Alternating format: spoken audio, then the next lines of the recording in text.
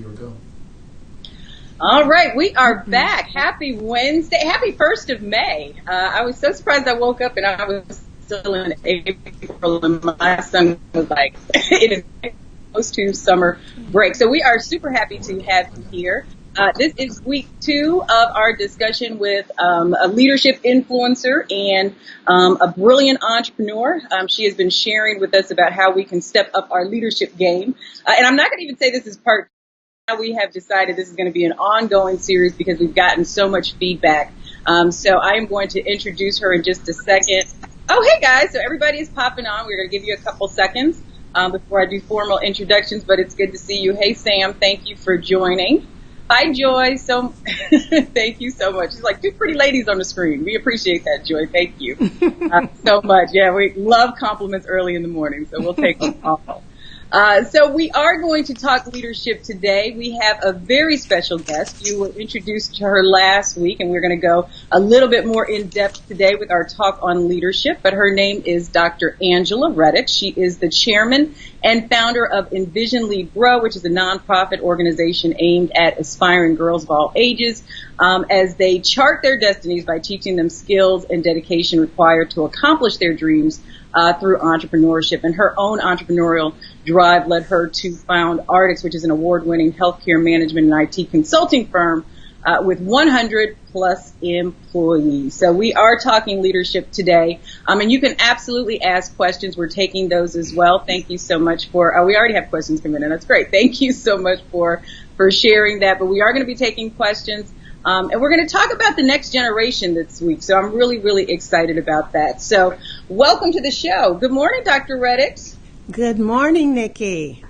How are you? I am fantastic. I am just coming off of celebrating my 25th wedding anniversary, so I am on a high. I'm excited. I every time I see one of your fabulous pictures pop up in my timeline, I'm like, she was posing against the whale. Make sure that you're following Dr. Reddick on social media. She's everywhere, Twitter, Instagram, on Facebook, obviously we're right here, so make sure you like and follow and connect as we share more about what's coming up for her, but also what's coming up for leadership. And so, Dr. Reddick, let's talk about it. You have the Reddick Rules, which gives 5 core principles on how to be a better leader. And we talked a little bit about them last week, and I know a lot of people got a chance to go download it, and you can as well. It's at angelareddick.com /Reddick Rules. But I know there was one that you wanted to talk about today. Which rule was that, and why is that one the one you want to discuss?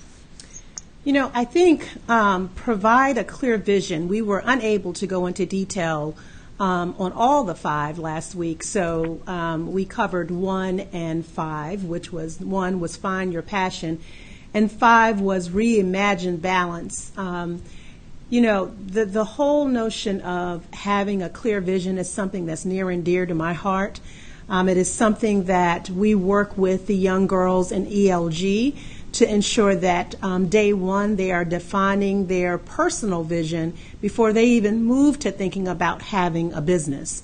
Because when we are out of alignment between our personal vision and what we do from 9 to 5, we are looking for a catastrophe. So I would love for to kind of focus on the importance of creating a clear vision for you as an individual as well as your organization. And what it takes to have others kind of latch on to that vision. I think that's really interesting because I think there has, in the past, been, a tendency to try to separate. You know, when you talk about brand, you talk about vision, you have your personal brand, you have your corporate brand, personal vision, corporate vision, and you're saying that in order to be in alignment, that you need to merge them or you need to just develop one? You need to start with personal vision. Gotcha. You know, years and years and years ago, I remember, and I really have to say it became crystallized when I became a mother for the first time. I'm a mother of 3. And, it became very clear that life was so much bigger than myself. And that the things that I do today become tomorrow's history. And so I have the opportunity to create legacy. That is so is just so valuable. It doesn't matter your social economic status. It doesn't matter how many degrees you have. That's something each of us can take control of, and we become tomorrow's history and create legacy for our family. So many of us deal with kind of generational curses, things that have happened in our past, but we each have an opportunity to say, today is going to be the day that I create a vision, not just for myself, but for generations to come. And so I think I became very intentional as I became a mother. Having a clear vision and writing that out and making it very the focal point of my day ensures that my actions, my words I'm holding myself true to the legacy that I'm trying to create. And you know what, it's interesting because I'm a single mom, I have 2 teenage boys, and I think that I grew up with my parents who were just like, this is what we say to do, you do it, there's no questions, you don't have discussion. And so as a single mom, though, it's just a different kind of a vibe. And I started every year with us as a family sitting down and going over what our vision was for that year. And there was there was more balance, I think. They definitely were more on board with the plan as opposed to when I just kind of told them what we were going to do. And so I guess that translates then, according to what you're saying, to a company as well. So having a clear vision for personally, but then developing that into the corporate vision also helps keep everybody on the same page. Absolutely. Absolutely. Awesome. You know, it drives, and I will share, you know, some of the most successful women that I follow, that they actually have posted their personal vision. So this is not unique to Dr. Henry. That having a clear vision and having a vision statement. You know, my vision statement is that I live my life to create legacy that will build for my children for generations to come. So anything that I'm doing, before I take on an endeavor, if it's not doing something that is actually mapping to what I would want our legacy to be as a family, then I just have to say no to that opportunity. I can't, every opportunity, every dollar is not a good dollar. So I have to make sure that whatever I'm doing, it's going to lead me in the direction that I can say at the end of the day, I'm coming closer to crystallizing that vision. I think that's amazing. I want to get your feedback on Envision Grow, which is your nonprofit organization aimed at inspiring girls of ages and really starting them so young and setting this on the leadership and entrepreneurial track. And I want to know, what was your vision for that originally? Because you talked about becoming a mother, yes. And I think we all realize that it is no longer about us when we have children. But how did that translate to this organization, Envision Grow, and the amazing work that you're doing with them? Nikki, for years, so Artix, which is my federal government contracting firm focused in the space of healthcare management, consulting, and IT. So I've had the privilege to do very high-profile work for the federal government, specifically Health and Human Services and CMS, speaking on their behalf nationwide to all the health plans and ensuring there's compliance and ensuring their systems are built so that they could submit data and collect funds from the government. And so in doing that over these 12 years, I've had the opportunity to hire more than 100 associates. What that means is I've had the opportunity to provide funds for mortgages. I've had the opportunity to provide the food on the table for families. I've had the opportunity for parents to send their children to college. So when I think about that, and to think where I started, where I came from, a single mother. My mother actually was in college when she gave birth to me. I was raised for the early part of my years with a village, my grandmother and my aunts, and they all started off in public housing. So to think that this young girl with that beginning, what statistics will say, that means that your end is probably going to be very similar to your beginning. I've been able to prove what I know to be true, that where you start certainly doesn't have to dictate where you're going to end. And so as I was working on my PhD and I started reading the literature, and my advisors kept saying over and over again, as a PhD student, your job is to close the gap in literature. And I didn't know what that meant. I mean, we were reading journal article after journal article. I was trying to stay awake. I was running a business. I was, had the kids, had my husband. And all of a sudden it came to life for me as I was reading the entrepreneurship literature, and I was reading about deliberate practice. And this was the theory that was the basis of the outlier. And I kept reading about it and reading about it. And in all the business literature, I just did not see a lot about women in business, certainly African American women in business, and definitely how does this girl from an inner city kind of community come to a place where she is empowered to employ over 100 employees and make a difference in her community. So I decided I was going to test that model in a community that looked just like me. And so I went on a mission for my dissertation to collect data from communities of high levels of poverty, middle school girls, if I could demonstrate for them the possibilities, if I could show them the bling that could be in their community through their power to transform their communities into communities of poverty to communities of prosperity, if I could do that, then could I replicate myself in these communities? And so the study, I went through all the data collection and went through to Atlanta and Baltimore and Philadelphia and Greensboro, North Carolina, Richmond, Virginia, and Baltimore, Maryland, and 7 locations, and collected data from 414 girls as we introduced them to a week-long of entrepreneurship training. And I was able to see that, yes, we could change the mindset and create an entrepreneurial mindset that then would lead them to the possibilities of creating prosperity in their communities. So that was the beginning of Envision Lead Grow. It initially was not a nonprofit. It was a study, simply to get my dissertation.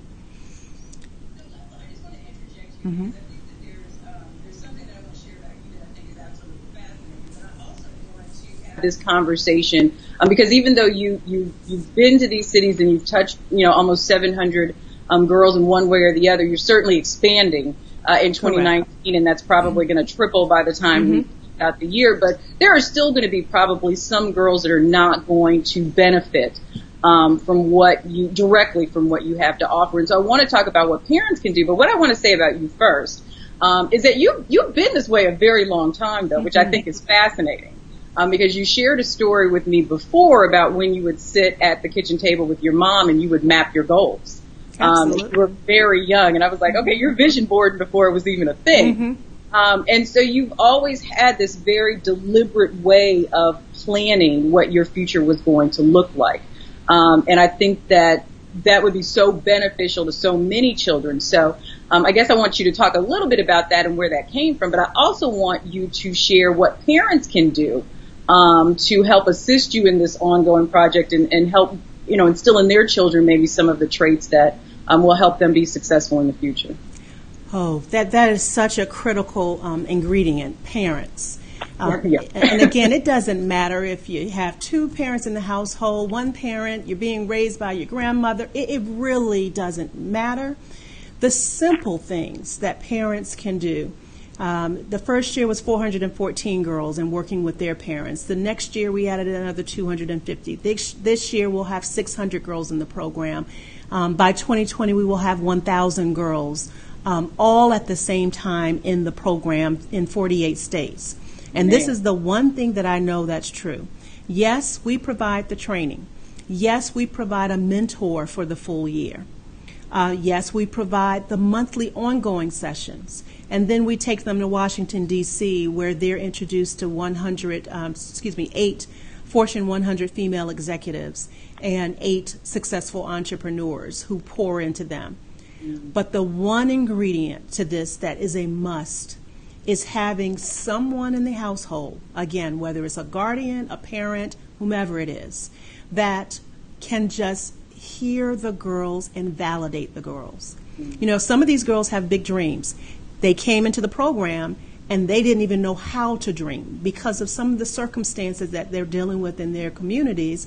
They don't even know that there's possibilities. But once they catch the bug, we just need the adults to say, okay, tell me more, instead of, that's impossible. Yes, I shared with you a really fond memory that I have of my mother. And again, she was a single mom. But I remember sitting down, and I was probably 12 at this point, and I remember her creating this grid. And on this grid, it had the age, and it had certain milestones: education, jobs, relationships, children, all these critical areas. And I saved this piece of paper forever. But it mapped out at what point in my life was I going to get married. It mapped out what point in my life would I have my first child, how many children would I have, how far would I go in education. And I would reflect on that timeline, and it really kept me focused. I remember sharing with my husband. So my milestone was I was supposed to get married at 24. Well, I met my husband the first day I was on campus, JMU. And we didn't date immediately, but I met the man who I've been married to for 25 years on the first day of campus. I will tell you, I was focused, and I shared that timeline with him as we started seriously dating. Now, you know, men are men, they're a little slow. So he wasn't exactly on time with the putting the ring on it, but nonetheless, we were maybe a year or so off. So that's the key, is to have a plan. Does it mean that it's all going to happen like clockwork? Absolutely not, but it's going to happen closer because you have a vision than if you didn't have a vision at all. So we try to instill that kind of concept with the girls, that a vision without a plan, basically you're just dreaming, it's not going to happen unless you have a plan. And you have some dates, and you have who's accountable for it. So we drill that. But what's key is the parents just have to speak life into the girls' dreams. The guardians have to speak life and possibilities. And it's interesting because before I became a full-time entrepreneur, it's like I really did not have, I would think, much patience for people who didn't have it together, I guess, is a good way to say it. Like, I wanted to teach you how to do something, but I didn't want to help you fix your life. Like, I didn't want to do all that. But what I have found is they're so closely intertwined that if you're not in a space, you know, mentally, spiritually, there's nothing that I can teach you that's going to help you be successful if you don't think it's a possibility for you. And so I guess my question is for the parents who may not know how to dream either, because a lot of times children don't know how to dream because their parents don't know how to dream. Is there any kind of advice that you offer them as how they can start to work on their mindset so that they can then pour that into their children? Nikki, we have mentors that sign up to be a mentor. They really don't know what they're getting themselves into. They're thinking, oh my gosh, how much time am I going to have to dedicate to the girls? And just things that we go through. Parents, okay, what am I going to have to do? What's my responsibility in this thing? What is so interesting to me? The number of mentors who are now dreaming because they're walking with the girls. Right. So they're thinking that this is going to be a one way, I'm going to give. I am telling you, I'm watching their worlds change because of what they're hearing through the girls' experience. Same thing with the parents. Many of these parents never thought about owning a business. I can tell you countless numbers of mothers who are now engaging in their local communities because of the experience that they have with their daughters. So I would invite everyone to get involved. We are in 30 states this year, 48 states next year. Giving your time, you get more than you give. I can guarantee you that. And parents, yes, it's a commitment. It's no cost. We pay through our sponsors, we pay for the transportation to get them from Maine to Norfolk, Virginia for the week. All food, all housing, all transportation. We provide the mentors. We provide the web-based training once a month, and we provide their transportation and housing to the for the trip to D.C. We have the shouting out payoff. cities. The payoff, it's just incredible. People are shouting out their cities that they want you to come to. Okay. So it's an overwhelming cry from Chicago to come into the Chicago. Nikki, I'm glad you mentioned that. So listeners, if you are in Chicago, I will tell you we have 12 scholarships in Chicago, and for some reason, we're having a challenge getting the girls in Chicago. So if you know girls in Chicago and they are in the 4th, 5th, or 6th grade, that's the point of entry. Once they're in through high school graduation. Please send us an email because registration is closing and we don't want these gifts to go to waste. So we're looking for 12 qualified girls, qualified meaning they're the age group. You know that they are going to continue through the program, which is a program year, a full year. We would love to hear from you.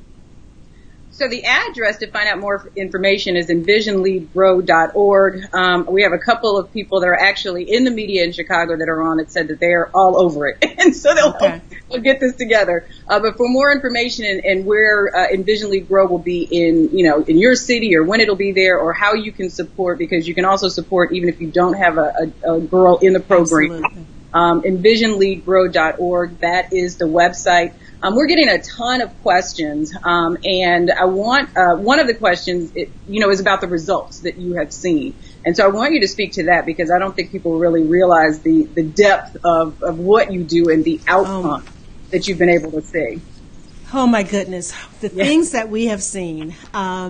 First of all, 95.5% of our girl bosses say that we do surveys the whole time. This is a research-based program.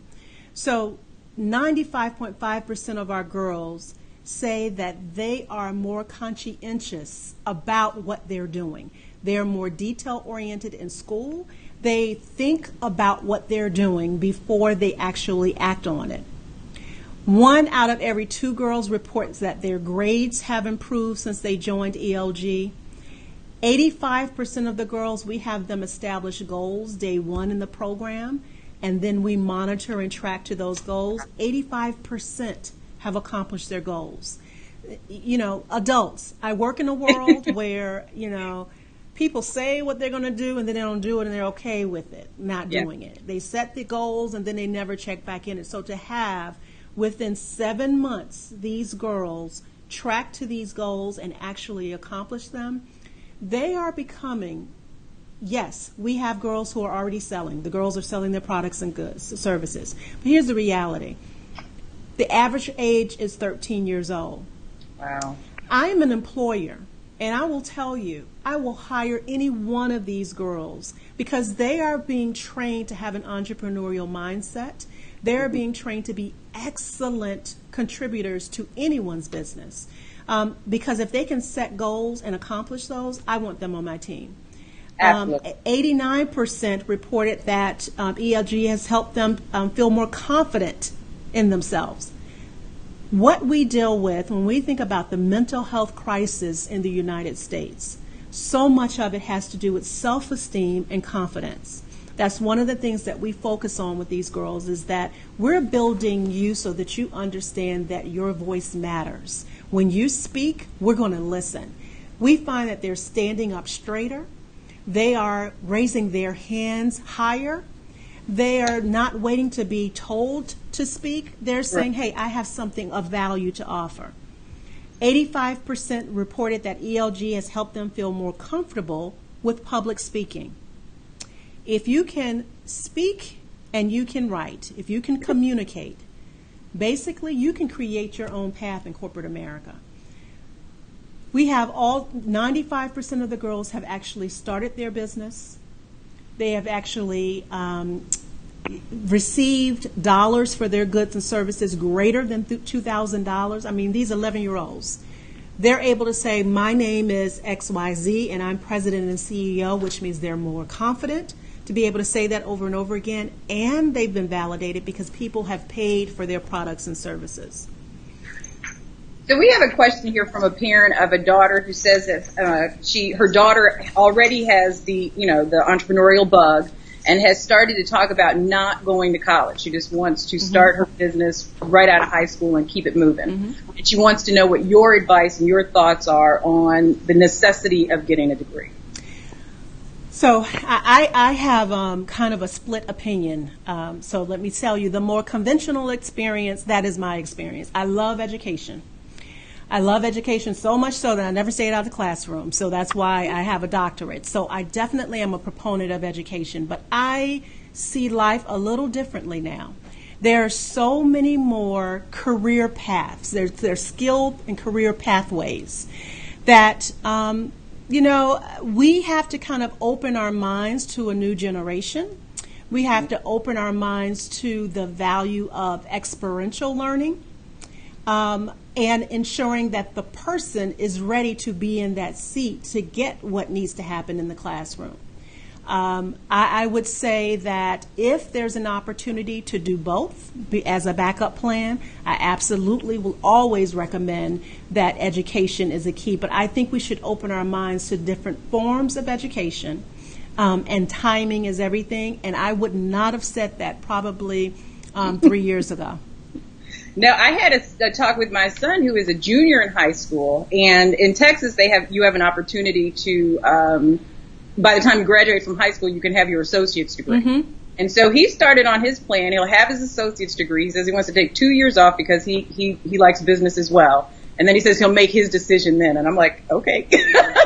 As the parent, okay. And so it's interesting, and I'm the same way. I'm a big proponent of education. I was a teacher for a while, and so it has been an interesting walk, accepting this path that he has chosen. And Nikki, I think you raised, the point to close out that question, and that is you have to know your child. True. And you have to trust your child. So, there we have to set some boundaries, kind of loosely, set some boundaries, and allow them to work within those boundaries because there's so many other opportunities now. That I think we have to open our minds, but we have to know our children. No, absolutely. So we are coming up on our half an hour stop time. We have gotten so many questions, so many compliments on the program. People have gone to the website, so they're already checking things out, so that's awesome. It is envisionleadgrow.org. You can be a supporter without having a child in the program, but you can also check and see when ELG will be in your city and how you can get involved there. And so, Angela, do you have any closing thoughts before we head out of here? I don't. I spoke. I'm going to close out because I know we're time. But let me wrap up with this, actually, that, the message was about creating your vision. And I talked about having a vision early on and life being so much bigger than just focusing on myself. And ELG is absolutely in alignment with my vision. It is the legacy that I have longed to create. In fact, that little girl that I said my first child was the one that made me kind of think about that. Do you know that little child, who is now 22 years old, is the program manager for Envision Lead Grow? So again, write your vision is so amazing how, writing the vision, and I'm a woman of prayer, so I believe praying on the vision, that you will get the right people put in your path, that vision will be realized in a way that you will have impact greater than your street, greater than your community, your city, but across this nation. So I invite you all to join the movement, envisionleadgrow.org. Let's stay connected. Absolutely. And make sure that you're also connected at angelareddix.com/Reddix Rules. You can get your copy of the Reddix Rules and learn some of the principles that has really been the foundation for Dr. Reddix's success and also the success of Envision Lead Grow. We will be back with more conversations via live stream. We'll have some special guests that you want to learn about and meet, so make sure that you're connected on social media as we make announcements, not just about that, but also what's going on with Envision Lead Grow and how you can get connected and support the movement, as Dr. Reddix says. So we hope you have a phenomenal first day of May. And we will keep you posted on when we will be back with more conversations. Thank you so much. Thank you, Dr. Reddix. Thank you, Nikki.